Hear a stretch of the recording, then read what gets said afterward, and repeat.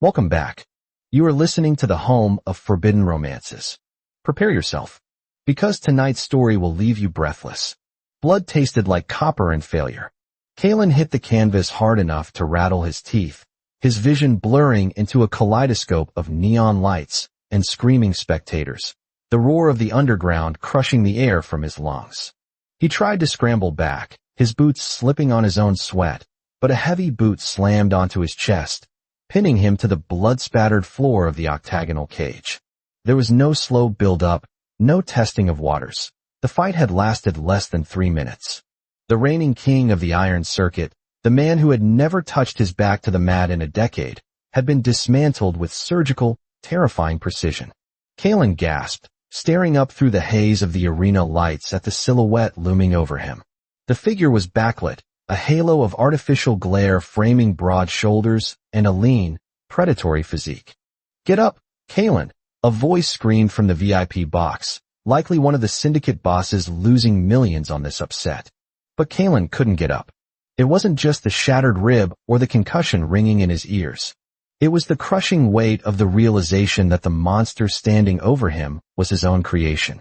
The silhouette leaned down.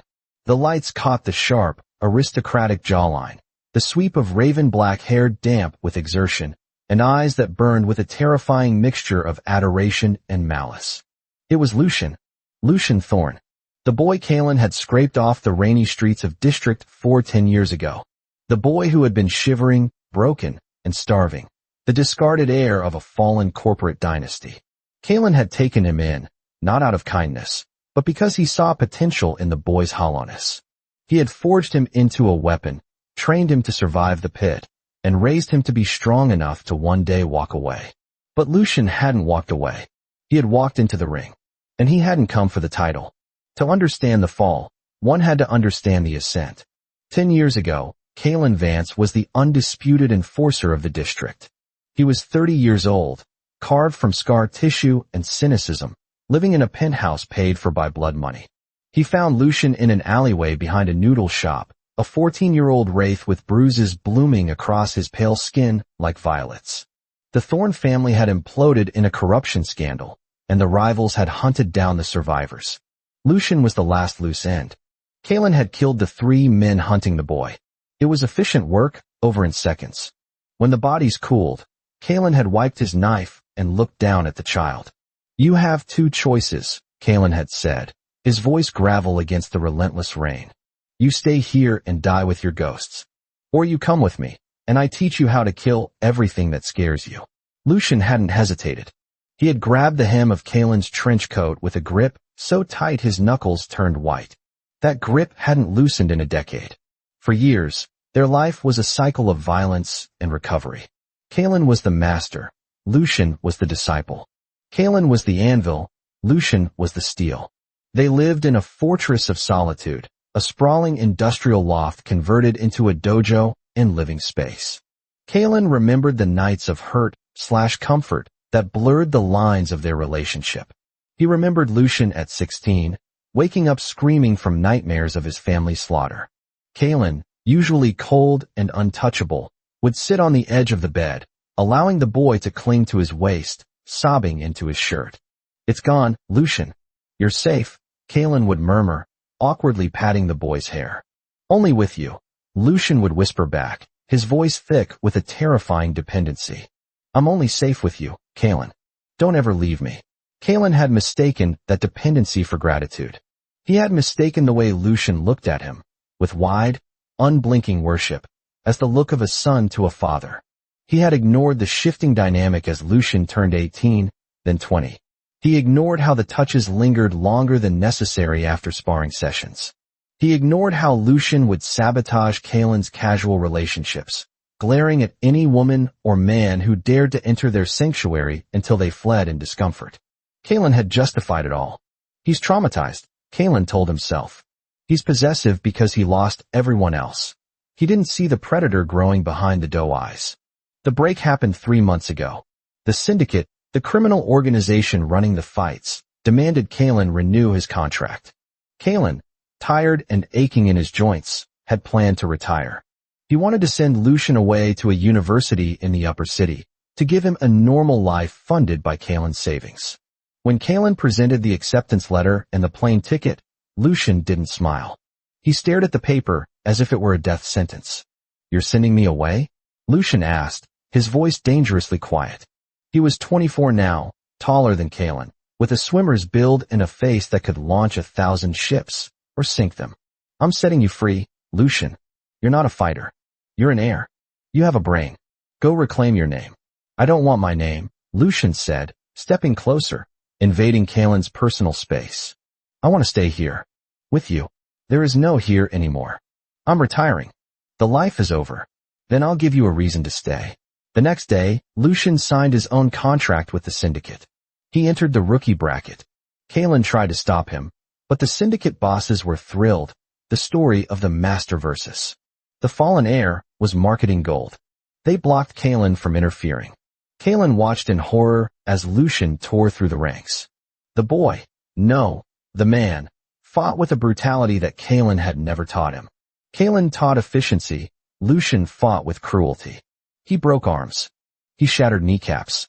And after every victory, he would look directly into the camera, his eyes boring into the lens, sending a silent message to the man watching from the VIP tower. "I am coming for you." And now, here they were. The championship match. The teacher versus the student. Back in the ring, the air was thick with the scent of ozone and blood. Kalen coughed, a spasm of pain radiating from his chest. The boot on his sternum pressed down harder, stealing his breath. Lucian stood over him, not celebrating, not waving to the crowd. He was staring down at Kalen with an expression of intense, agonizing hunger. "Yield," Kalen wheezed. It was a command, a desperate attempt to reassert the hierarchy that had defined their lives. "Lucian, stop this." Lucian smiled. It wasn't a nice smile. It was the smile of a wolf that had finally cornered the stag. "Stop," Lucian asked, his voice melodic despite the violence surrounding them. He slowly crouched down, removing his boot, but replacing it with his knee, settling his weight directly onto Kalen's solar plexus. The intimacy of the position was shocking. In the middle of a blood sport, it felt like a bedroom scene. "I did everything you asked, Kalen," Lucian said softly, his hand reaching out to brush a stray lock of hair, matted with sweat and blood, away from Kalen's forehead. The touch was tender, a jarring contrast to the knee-crushing Kalen's ribs. "I studied. I trained. I became strong. Just like you wanted. You're breaking the code," Kalen gritted out. "You don't humiliate an opponent. You finish it." "I'm not fighting an opponent," Lucian corrected him. "I'm fighting you." The crowd was chanting for blood, for a knockout, but the two men in the center were in their own world. "Why?" Kalen asked, his voice cracking. "You could have left. You could have been free." "Free?" Lucian laughed, a dark, hollow sound. "You think freedom is a university degree? You think freedom is living in some glass tower while you rot down here?" Lucian leaned closer. His face was inches from Kalen's. Kalen could smell the adrenaline on him, mixed with the expensive cologne he had bought Lucian for his birthday. "You tried to throw me away, Kalen. Like I was a pet you grew tired of. I was trying to save you." Kalen snapped, trying to buck his hips to dislodge Lucian, but the younger man anticipated the move. Lucian clamped his thighs tight around Kalen's waist, pinning him completely. The power dynamic had inverted so totally it made Kalen dizzy. The boy who used to weep in his arms during thunderstorms was now holding him down with the casual strength of a titan. "You don't get to save me by leaving me," Lucian hissed. "You saved my life 10 years ago. That life belongs to you. But you belong to the life. So if I want to keep you, I have to own the life." The realization hit Kalen like a physical blow. The contract. The syndicate rules stated that the champion owned the gym, the assets, and the contracts of the defeated stable. If Lucian won, he didn't just win the belt. He won Kalen's debt. He won Kalen's contract. Lucian had fought his way through hell not to escape the underworld, but to become Kalen's legal master within it. "You foolish boy," Kalen whispered, horror and a strange, twisted pride warring in his chest. "You've chained yourself to a sinking ship." "I'd burn the ocean to keep you warm," Lucian retorted. The referee was hovering nearby, unsure if he should intervene. Lucian wasn't striking, but he was clearly dominating. "Finish it," the ref shouted. Lucian's eyes darkened. Do you yield? He asked Kaylin. Kaylin looked up. He saw the years of history between them. He saw the cold nights, the shared meals, the silent understanding. He saw the love that he had refused to name because it was forbidden, because of the age gap, because of the power imbalance. He realized now that while he was worrying about the ethics of the past, Lucian had been ruthlessly architecturalizing their future. Kaylin's pride as a fighter demanded he struggle until he was unconscious. But his heart was beating in sync with the man on top of him. If I yield, Kaylin rasped, you lose your chance at the upper city. You stay in the muck. With me. That's all I ever wanted, Lucian said. Kaylin closed his eyes. He tapped the mat 3 times. Asterisk tap. Tap. Tap. Asterisk the bell rang. The crowd erupted into a frenzy of noise. Confetti cannons blasted, showering the bloody ring in gold glitter. But Lucian didn't stand up to accept the belt. He didn't raise his hands in victory.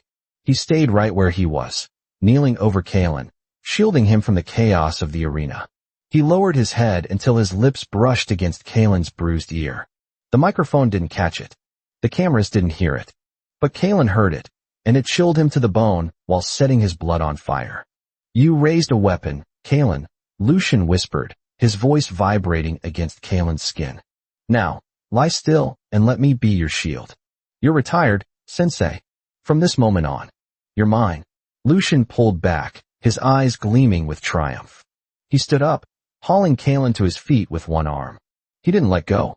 He wrapped an arm around Kaylin's waist, supporting him, possessing him, presenting him to the crowd not as a defeated enemy, but as a claimed prize. As the medic team rushed in, Kaylin looked at the side of Lucian's face. The boy was gone.